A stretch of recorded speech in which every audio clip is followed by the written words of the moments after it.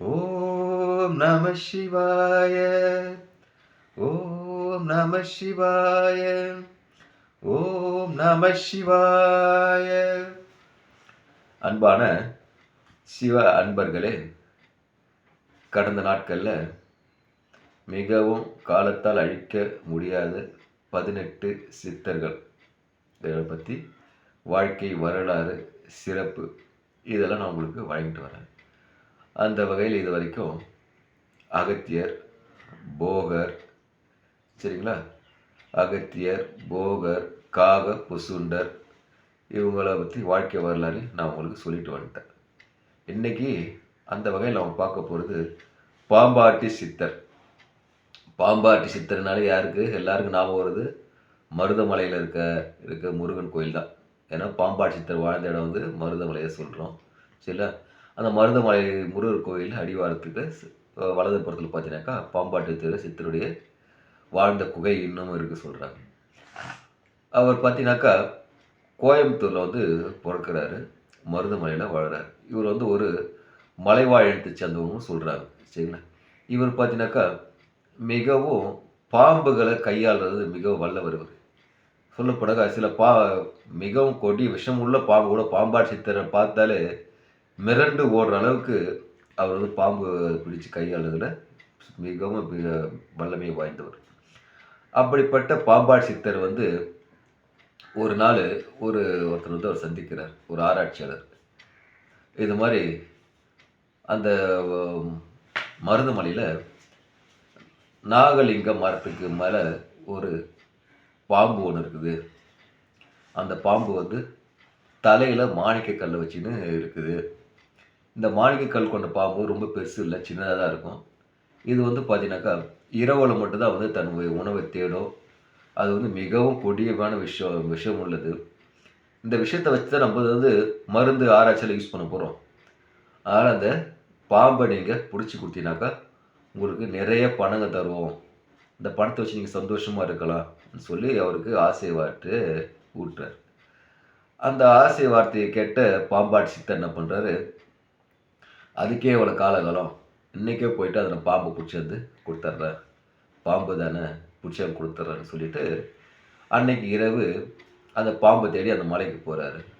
மலைக்கு போனாக்கா அந்த நாகலிங்க மரத்துக்கு கீழே நாகலிங்க மரத்துக்கு கீழே பார்க்குறாரு. மரத்து மேலே பார்க்குறாரு, ஒரு பாம்புமே இல்லை. ஆனால் அந்த அடர்ந்த காடு இல்லையா, சுற்றி கடலில் அந்த பாம்பாட்டி வாசனை கண்டு எல்லா பாம்பும் பதுங்கி புதரில் வந்து பதுங்கி நிற்குது. பார்த்தீங்கன்னாக்கா கொஞ்ச நாள் கழித்து இவர் வந்து அந்த பாம்பு எப்போ வருது பார்த்து பதுங்கி வந்து பார்க்குறாரு. ஏன்னா மாணிக்க கல் அது ஒளி வந்துச்சுன்னா பாம்பு வருதா அர்த்தம் இல்லையா. அப்போ அந்த பாம்பு எப்போ வருதுன்ட்டு பார்க்குறதுக்கு அவரும் பதுங்கி இருந்து பார்க்குறாரு அந்த பாம்பு வெளியே வர்றதை.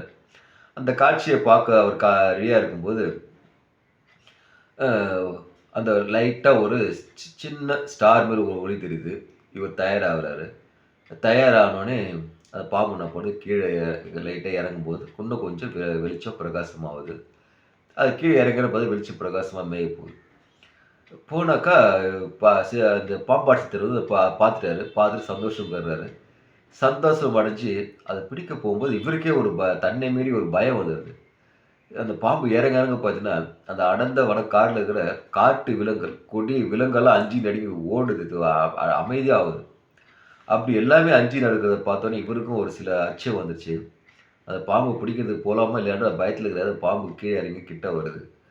வந்தோடனே அந்த பாம்பு பார்த்தீங்கன்னா பாம்பாட்டி சித்தர் இதில் நிற்கிது. அந்த பாம்பு நின்னவொடனே அவருக்கு ஒன்றுமே புரியலன்னாக்கா இது மிகவும் நஞ்சு கொண்ட கடிச்சிச்சுன்னா அப்பயே சேர்த்துருவாங்க, அவ்வளோ விஷம் கொண்ட பாம்பு அந்த பாம்பு. அவர் என்ன பண்ணுது, அவருக்கு வேர்த்து அப்படியே ஊற்றுது. அப்படி இருக்கும்போது பார்த்தீங்கன்னாக்கா அந்த இடத்துல ஒரு விஷயத்தை உணர்றார் பாம்பாட்டி சித்தர். என்னன்னாக்கா அந்த பாம்பு எதில் நிற்கும்போது பார்த்தீங்கன்னா திருநீர் வாசனை அவர் மேலே பயங்கரமாக வீசுது. திருநீர் வாசனை பார்க்கும்போது வீசினோன்னே அவர் அந்த பாம்பு பார்க்குறதா என்ன பண்ணுது, திகைச்சு போய் அப்படி அண்ணாந்து பார்க்குறாரு. அண்ணாந்து பார்த்தீங்கன்னாக்கா ஒரு இந்த பெரிய உருவம் மாதிரி நிற்குது, கை காலோடு நிற்குது, ஒரு உருவமாக நிற்குது. அந்த உருவம் வந்து இவரை பாம்பாட்டி சித்தரை கூப்பிடுது. பாம்பாட்டி வெளியே வா, நான் உன்னை எதுவும் செய்ய மாட்டேன் சொல்லிட்டு அப்போது வந்து அவருக்கு ஒரு அருளை கொடுக்குது அந்த பாம்பு. என்னன்னாக்கா, "நீ இதுமாரி பாம்பு விஷப்பாம்பு பிடிக்கிறத வந்து விளையாட்டா வச்சுக்கிற. இந்த பாம்பு பிடிக்கிறத விட்டுடு. இந்த பாம்பு வந்து மிகவும் இதுமாரி பிடிக்கிறத விட நான் ஒரு ஈஸியான முறைய சொல்லி தரேன். அந்த விதத்துல சொன்னா எல்லா பாம்பும் வந்து உனக்கு மயங்கி விழுந்துரும்ன்னு சொல்லிட்டு, குண்டலி என்ற வந்து ஒரு யோகாசனத்த அவருக்கு சொல்லி தந்துட்டு சொல்லி தராரு. சொல்லிக் குடுத்துட்டு, இதுக்கப்புறம் நீ வந்து பாம்பாட்டி சித்தராவே வாழ்வ சொல்றாரு. அதுக்கப்புறம் பார்த்தீங்கன்னாக்கா, அவர் வந்து அவருக்கு அறிவு ஞான போத உபசரிக்கிறாரு. உபசரிச்சுட்டு பார்த்துட்டு, அவர் ஐயா நீங்க யாருன்னு கேட்கும்போது, அவர் தான் சொல்றாரு, அவரு தான் அந்த பாம்பு வடிவில் நாகலிங்க பாம்பா இருக்காரு. அவர் யாருன்னு பார்த்தா சட்டமுனி. சட்டமுனி என்ற சித்தர். சித்தரே வந்து சித்தருக்கு அருள் புரிஞ்சு, அவரையும் சித்தரா இதுவரைக்கும் காடு மாரி சுத்தமா சாதா மனிதனா இருந்தவர சித்தரா மாத்திட்டு போயிடுறாரு. அதிலிருந்து தான் வந்து பார்த்தீங்கன்னாக்கா, சித்தர் வந்து எல்லா கோவில் போறாரு, இறைவன பாடுறாரு, க சில விஷயத்த எழுதுறாரு. சரிங்களா? இதுதான் வந்து பாம்பாட்டி சித்தருடைய வாழ்க்கை வரலாறு. எப்படி பாம்பாட்டி சித்தர் ஆனார்ன்னு. சட்டமுனி தான் வந்து பாம்பாட்டி சித்தருக்கு குருநாதரு. மருதமலை கோயில்ல வந்து இவர் வந்து பாடி நாகமுனி என்ற பாட மிக சிறப்பு பெற்றது. இவருக்கு ஜீவசமாதி எங்க இருக்குது தென்காசி மாவட்டத்தில வந்து புளியாங்குடி போற வழியில வந்து ஜீவசமாதி இருக்குதுன்னு சொல்றாங்க. அது மட்டும் இல்லாத, அ அவர் எங்கெங்க ஒரு 4, 5 இடம் சொல்றாங்க. துவாரகை, மருதமலை, விருத்தாச்சலம் சங்கரன் கோயில்ல. லாஸ்ட்டா பார்த்தீங்கன்னாக்கா, அவரு திருக்கடவூர்ல வந்து திருக்கடாவூர் மயானத்தில வந்து ஆதிக்கடாவூர்ல வந்து அவரு ஜீவசமாதி ஆகுறாரு. அதனால பாம்பாட்டி சித்தர சித்த சித்தரா அவர வழிபடுங்க. சித்த யோகம், சிவயோகம். ஏங்க சிவன் வடிவில தான் சித்தரே இருக்காங்க. அதனால சிவயோகம், சித்த யோகம்ன்ற மாரி அவர பாம்பாட்டி சித்தர வழிபட்டு, அவரையாட்டி பூர்ண அருள் பெற்று எல்லா வளங்களும் பெறுங்க. ஓம் நமச்சிவாய! ஓம் நமச்சிவாய! ஓம் நமச்சிவாய!